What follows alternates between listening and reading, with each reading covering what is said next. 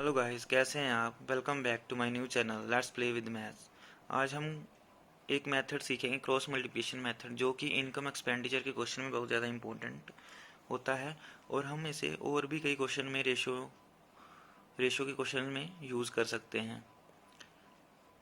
जैसे कि यहाँ पे हमें क्वेश्चन दिया है, the ratio between the income of Sita and Gita is 3:2 and the ratio between their expenditure is 5:3. If each of them saves rupees 1000, what is the income of Sita?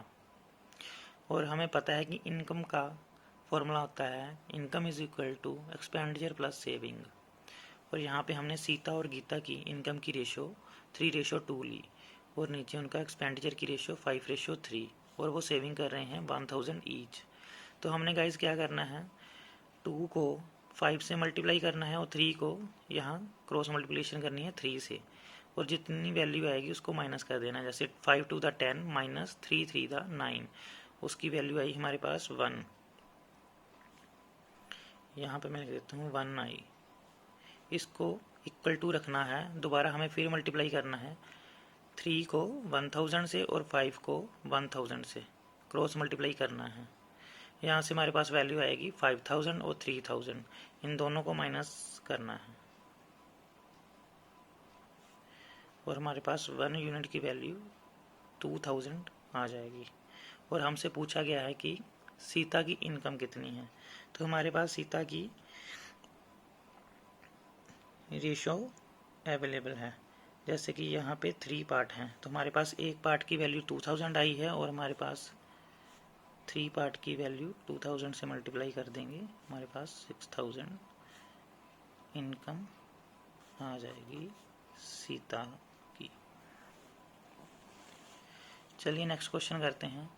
यहाँ पे हमारे पास पूछा गया, in an army selection process the ratio of selected to unselected candidate was 6:1।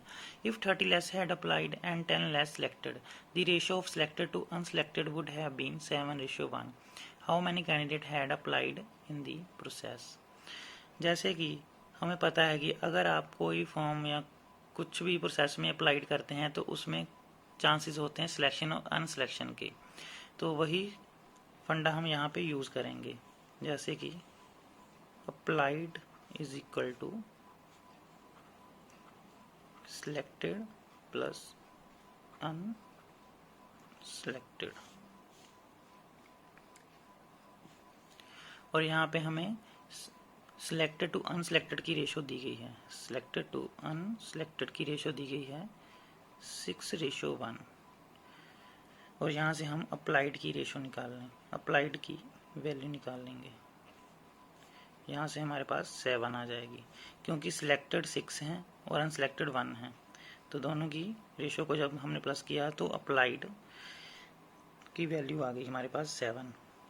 और ऐसे ही हम second ratio में करेंगे, the ratio of selected to unselected would have been 7:1।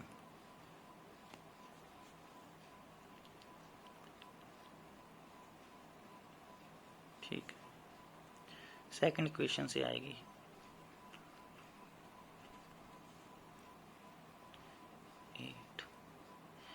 और हमारे पास सिलेक्टेड की वैल्यू आएगी 6 फर्स्ट से और से आ जाएगी हमारे पास 7। तो हम इसी का यूज़ करके आगे क्वेश्चन करेंगे।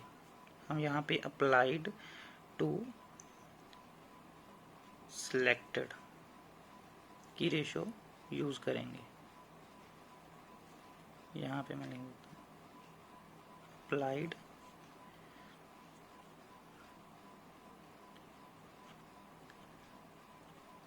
और सिलेक्टेड। अप्लाइड में हमारे पास पहली स्टेटमेंट से है 7 और सिलेक्टेड है 6, सेकंड से 8 और यहाँ पे 7 और यहाँ पे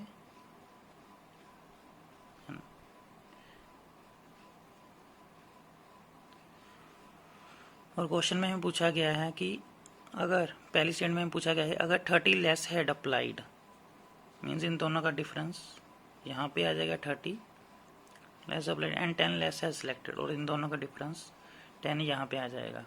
the ratio of selected to unselected would have been, तो यहाँ पे हम क्रॉस मल्टीप्लिकेशन मेथड लगा देंगे। 7 7 का 49, 6 48 इज इक्वल टू 7 3 21 80। 1 की वैल्यू यहाँ से हमारे पास 1 पार्ट की वैल्यू हमारे यहाँ से आ जाएगी 130। तो हमें पूछा क्या गया है, how many candidates had applied for the process,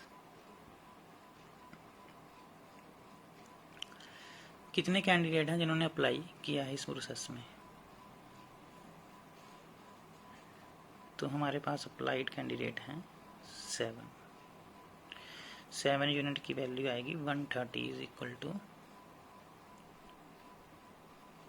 910। ये हमारा आंसर है। और गाइस एक बात ध्यान में रखना, इस क्रॉस मल्टीप्लिकेशन मेथड से हमेशा ऊपर वाले की ही वैल्यू निकलेगी, जो फर्स्ट रो में होता है। इनकी आप वैल्यू नहीं निकाल सकते यहाँ से। Okay guys, thank you. I hope आपको अच्छा लगा होगा। मेरी वीडियो को लाइक और शेयर कमेंट जरूर करें।